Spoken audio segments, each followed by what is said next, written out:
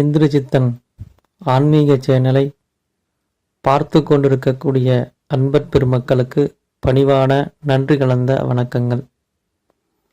இன்றைக்கி நிகழ்ச்சியில் வரக்கூடிய வரலட்சுமி பூஜைக்கு மகாலட்சுமிக்கு பூஜை செய்யக்கூடிய மகாலட்சுமிக்கு பிரியமான பூக்கள் மற்றும் பத்திரங்கள் என்று சொல்லக்கூடிய இலைகளை பற்றி பார்ப்போம்.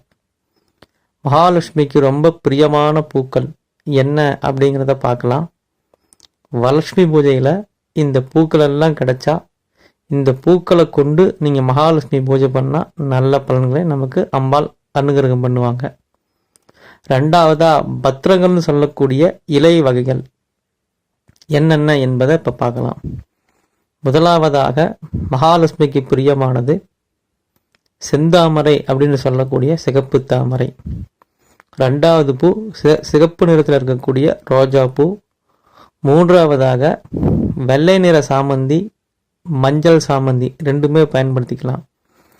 அதுக்கப்புறம் செண்பகம், சம்பங்கி அப்படின்னு சொல்லக்கூடிய ஒரு பூ சம்பங்கி பூ, வெண்தாமரை வெள்ளத்தாமரையும் அம்பாளுக்கு பூஜை பண்ணிக்கலாம் மகாலட்சுமிக்கு.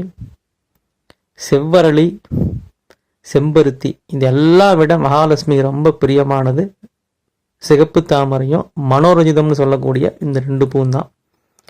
அடுத்ததா மகாலட்சுமிக்கு பிரியமான பத்திர வகைகள், அதாவது இலைகள். மகாலட்சுமிக்கு ரொம்ப பிரியமான பத்திரம் அப்படின்னா நாயுருவி இலை. நாயுருவி இலை மகாலட்சுமிக்கு ரொம்ப பிரியமானது. அடுத்து வில்வம்,